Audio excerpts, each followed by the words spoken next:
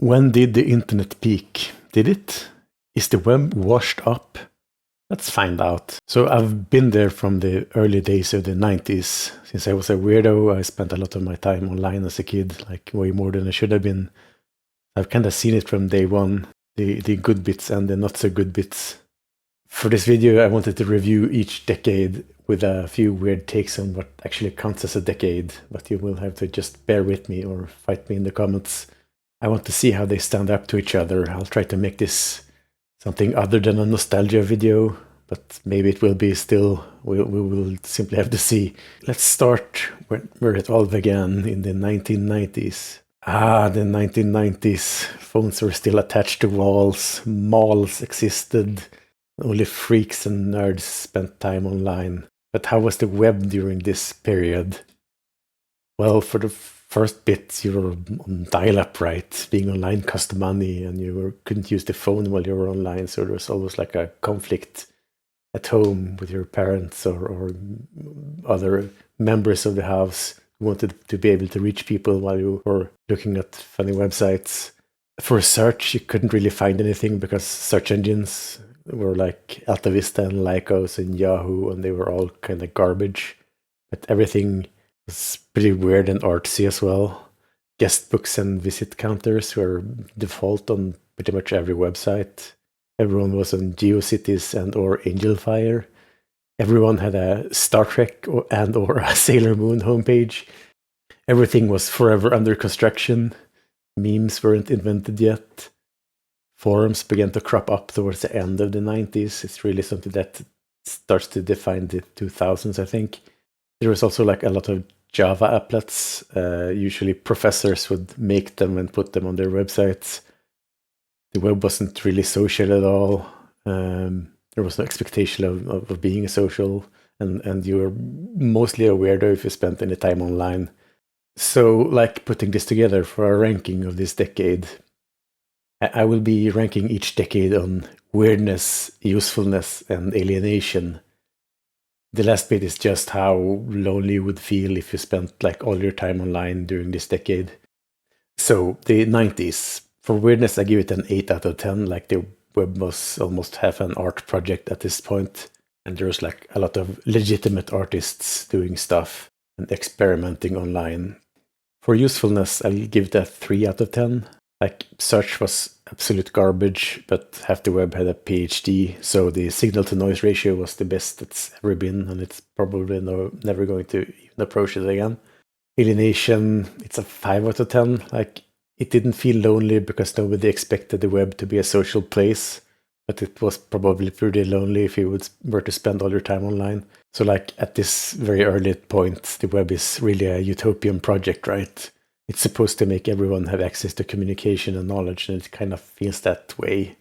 But let's move on to the 2000s. So we have two defining events that shaped the 2000s, especially the early 2000s. You have the dot-com bubble busting, and you have 9/11, both sending shockwaves through online culture, which was very American at this point. That like half of everyone you talked online was deployed in Iraq or Afghanistan or something.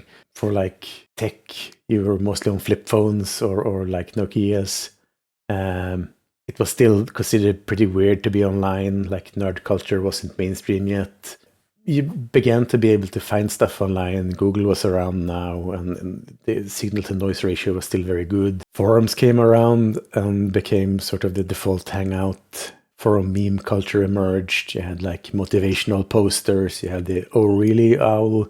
All your base are belong to us," sort of defining memes. Something Awful claims it invented everything everywhere at every point, but it's really a collaboration. This was more about remixing than just posting variations on a fad for the most part. Both the 90s and the noughts felt very permissive.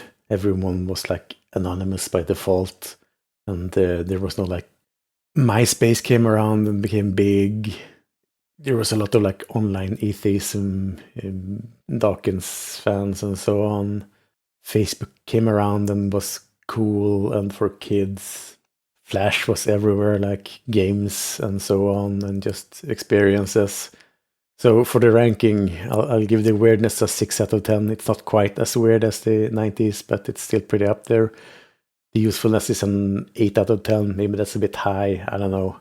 Alienation is a 3 out of 10. It's really beginning to feel a lot more social at this point. So it's mostly a refinement of the 90s. So I think I'll put this in first place. A lot of people venerate the 90s, but I think this is even better. It's just an improvement straight up. Then we get to the 2010s. So in the 2010s, we started to have smartphones everywhere. Nerd culture ate the mainstream. Being like a nerd wasn't weird anymore. It was the expectation. Being online wasn't weird anymore. It was like acceptable and expected. Honestly, a lot changed this decade. I maybe should have broken it into multiple parts. So during the 2010s, search is pretty good. You can find almost anything. Search engines are very refined. Search engine spam was really becoming a thing, though, and it's becoming an increasing problem during this decade. Reddit arced from being like relatively obscure for cool kids to being like half the internet. Everyone is on Reddit toward the end of the 2010s. Facebook is mostly for old people now, like with Minions memes and that sort of stuff. LinkedIn is emerging. Rage comics and advice animals were briefly considered very funny. Regrettably, troll faces are everywhere. Every edgelord buys a V-mask. YouTube blows up. Internet fads and challenges are annoying everywhere in real life. Remember planking. Algorithms begin to be refined in a somewhat problematic way, like feeds and so on. Flash dies. Forums are really on death's door toward the end of the 2010s. Memes enter the mainstream in a sort of problematic way. So it's hard to put this together, but let's try to rank it. Like for weirdness, it's a 4 out of 10, right? This is like the uncool uncle phase of the web.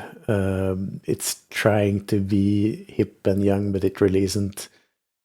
Usefulness is a 6 out of 10. You can still find a lot of stuff, but the blogs with spam and spam factories are growing. For alienation, it's a 4 out of 10. It feels mostly like you're surrounded by people, but it's getting a bit more alone. There's more astroturfing and so on. So it's a tricky one. I think I'll place it second. It's a close tie with the 90s, to be honest. Feels like a lot of things are both improving and regressing at the same time, especially because this is a long period, right? Let's look at the micro-decade, 2020 to 2022. It's not really a decade, but it sure felt like one. Everyone was thrust terminally online, and it was a pretty dark time, I think, in most people's lives. Online crypto shills were absolutely goddamn everywhere, talking about their tokenomics and their NFTs and their ICOs. Everything was political. Online filter bubble started to bleed into real politics. Public mental breakdowns were a pretty regularly occurring thing. Like it would just happen every Thursday or something. Some famous person was freaking out.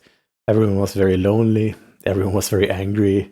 Everyone was an armchair expert on epidemics. So in this micro-decade, everyone and their literal mother was chronically online in the worst possible sense. And we got like phrases such as touch grass, pretty deservedly becoming commonplace. So let's try to rank this episode of the web. For the weirdness, I will give it a -7 out of 10. Like there's not a drop of whimsy, really. It's weird in the sense of a drug-addled schizophrenic running around naked, threatening tourists with a knife. That's not fun weird, that's creepy weird. Usefulness is dwindling, 3 out of 10. It's hard to find stuff now. There's a lot of astroturfing and spam. Alienation is just like a 1,000 out of 10. You can't get more lonely, really.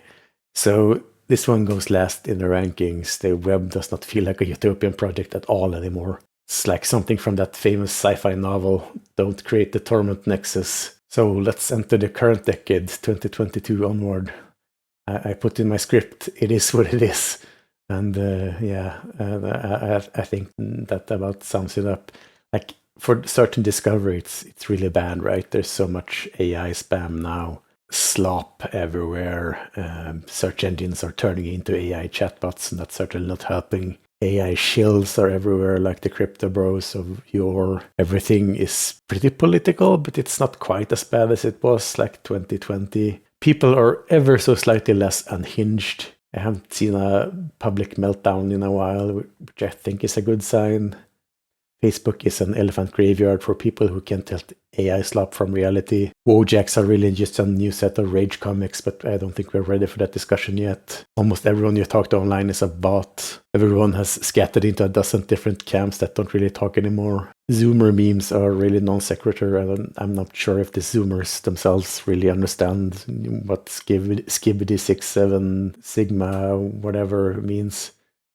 So let's see. For weirdness, I'll give it a 4 or 5 out of 10. There's like an attempt and I see it, but it's still pretty dark. Usefulness is a 3 out of 10. It's really, really hard to find stuff online now. Alienation is an 8 out of 10. Like being chronically online is very dark and lonely. So I think I will put this like second to last. I feel like this video is really turning out a bit depressing now. On the one hand, it feels like there's a lot of bots and problems online, but there's also cool people out there doing cool stuff. So while it's bad, I think it feels pretty hopeful as well. People are seeing the problems with the algorithms and the bad stuff going on, and they're trying to fix it. So I think I'm hopeful. There's a lot of pushback happening, and it's cool. You have NeoCities, which is very cool. Makes me feel like people are discovering that the web consists of what you put out there. And that's really what it's about. That's what made the 90s and the noughts that people are propping up. We made it happen. It wasn't just something that appeared. You participated by making a website, and you can still just create something for the heck of it, and it may or may not turn into something. So there's a lot of cool stuff, but it's hard to find. Like discoverability is a real problem of the 2020s, and there's so much noise. But even some of the algorithmic feeds are improving. Like I generally think YouTube is better now than a few years ago. There's a lot less like political spam and darkness. You can genuinely find some interesting stuff that isn't just doomerism or like cynical Mr. Beast style slop. But yeah. So these are just my rankings. Let me know if you agree or disagree. These are just vibes and opinions. Anyway, this has been the 4th video in my 30-day challenge of making YouTube videos every single day. So this is a pretty relentless production pace. I'm not sure I will be able to make one every day, but let's find out. The editing is probably going to be a bit scuffed, and I'm going to be trying some very random video concepts in the future just to get a feel for what it's like to make such a video. But still, like if you're still here and watching, I appreciate you hanging around.